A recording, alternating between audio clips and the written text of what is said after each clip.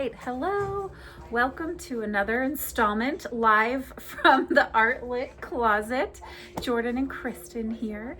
And this month we are focusing on the artist Alma Thomas. Alma is an American painter. She was active during the space age, which was during the 1960s. And I think something that's kind of interesting about her career as an artist is she spent 35 years teaching art to junior high and then became a full-time artist and became sort of known as for her art after she retired, so much later in life. Her art is abstract and it is paintings that are done in the style to look like a mosaic. Here's an example of one of her paintings. We also have some examples just up on the wall here that you're welcome to take with you into the classroom. Just pin them out there. And maybe something else worth noting is she loved color, bright colors. That really was a tool that she used to really express whatever she was trying to convey on that particular piece of art. There's a great video in the files and attached to the email, so please take a few minutes to watch that. It's definitely worth watching ahead of time. All right, and something that we learned at our demo night was that the timing of this project did not take people very long. Some people it took a short amount and some people it took a little bit longer. So what we've done is the project is really this one where it's like a round and the kids can do a very like circular mosaic pattern. But what we've done is I'll show you on the cart in during our cart walkthrough, but we have some extra supplies down below. So if you find that a kid rushes through this and gets it done and does an amazing job, great. We have some extra supplies so that they could maybe try one of her other arts, like maybe an up and down or a swirl, or like there's one that looks like almost like a mountain that she has created. So encourage them to use the extra supplies to make their own second.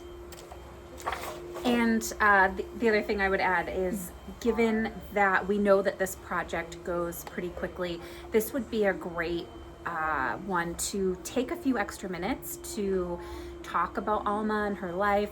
You could spend a little bit more time digging into the slides that show her artwork and asking the kids questions. You can dig in a little bit more there. I know we're usually like rushing to get to the project, but this is one you can take your time on and explore nice. And use, like choose one of the slides or choose a couple of the slides with the questions down below that are most exciting to you, and dive into those a little bit more.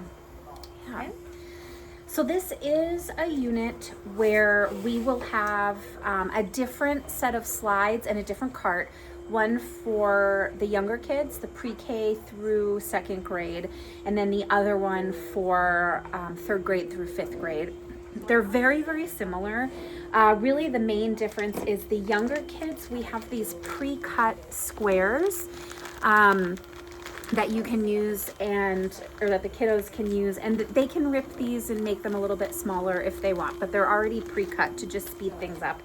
And on the third grade through fifth grade, you'll be providing the students with strips, and then they will tear these strips into different smaller sizes and shapes to make their mosaics. So that's really the big difference between those two. Anything else you would add on those differences? And like you can see on this one that someone actually they did theirs with mostly tiles, but then they ripped some of the tiles and then they ripped them into even like smaller pieces to add like a little bit more dimension to it. The other thing that I want to add to that is that each pre-K through 2 has a labeled bag. So this is your allotted amount of squares, and what I would do is just put some on each table group, and if kids need more of a color, then they can just go to a different table group or ask you for help. And those are, I'll give you a tour in just a second, but they're located in the little drawers on the counter. And so again, each class K through 2 has those. And then the big kids, when Jordan was talking about strips, I have them all in little buckets over here that we'll show you. Oh, you can kind of see them. And what you'll have to do is restock the cart with, I believe, 8 of each of the colors just paper clipped together. So that might also be a good time to plug. Please do remember to restock the cart. Yes. That hasn't been happening as consistently as we would like, and the impact of that is that when folks arrive to teach their lesson, the cart is not stocked, and then they have to quickly restock it, and then we can sometimes get off to a late start. So please remember to just take a few minutes after you're done to restock the cart. And there is always a little card on the cart with exactly what the supplies should be on there. Yep.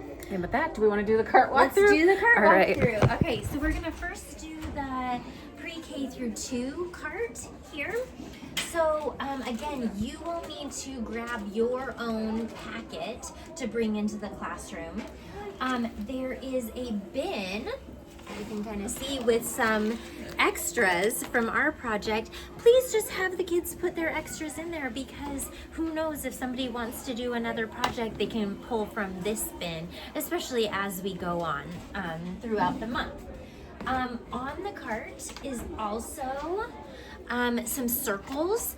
If you happen to have some smaller, sorry, I closed this one up. If you happen to have some smaller lids at home that you want to wash and bring in, that would be great. My family happens to use ginormous lids for some reason, and so we are in need of some smaller things. I'll also have tape on the cart, which is to use that circle. So in the project, you're gonna draw a little circle, and then the kids get to start their project from that circle. So that's what these lids are for. So if you happen to have some, I'd love some. Bring it in, send them in with your kid. The office can let me know that they have some. And the other thing that is on here, as always, is there is a packet of just some examples. So if kids need a little inspiration, I have 3 to 4 little examples inside of this thing. And then there is also the instruction or the presentation with like the little notes is also in here. So really, this is a very simple project to restock. All you need is the 30 pieces of white construction paper, which is right there. You need your bag of labeled little squares, and you need the lids and the examples. And then in the classroom, they will use classroom scissors and classroom glue sticks for this project, okay? And pencils. Then if you look down here on this second shelf, we actually have a whole bunch of the extras. So we have some extra paper and some extra colors, so that if they wanted to, if they were inspired to do another Alma Thomas art, they could do that. Okay, moving over here to the 3 through 5 cart. Basically the same thing. 30 sheets of white paper are in here. The only thing that you need to do is make sure that there are all of these colors. You should, at the end, restock this with 8 strips from each color. Those are located right here in a lovely box with all of the different colors. Note that there's lighter and darker colors, as well as please take only 8 strips per color so that the classes have enough in the end. If for some reason this is running a little low, please email us and let us know.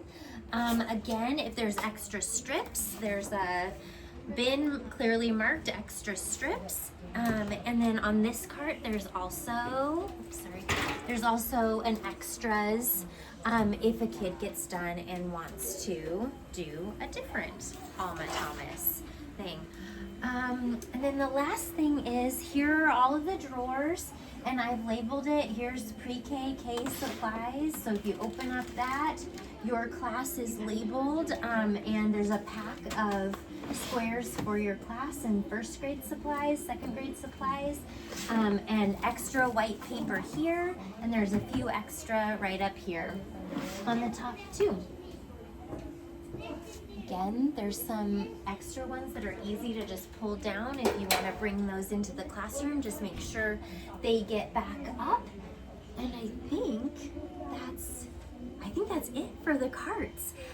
We hope that you have the most amazing time on this super colorful project, and we're so excited for you to take down the other art from your board and put up this new art. Remember to put your art in the big portfolios that are in your shared area, because the end of the year is coming up when we get to make our portfolios and put the kids' artwork together and select some of those for the Lake Oswego Festival of Arts, which is actually going to be happening in June, but there's more information to come about that.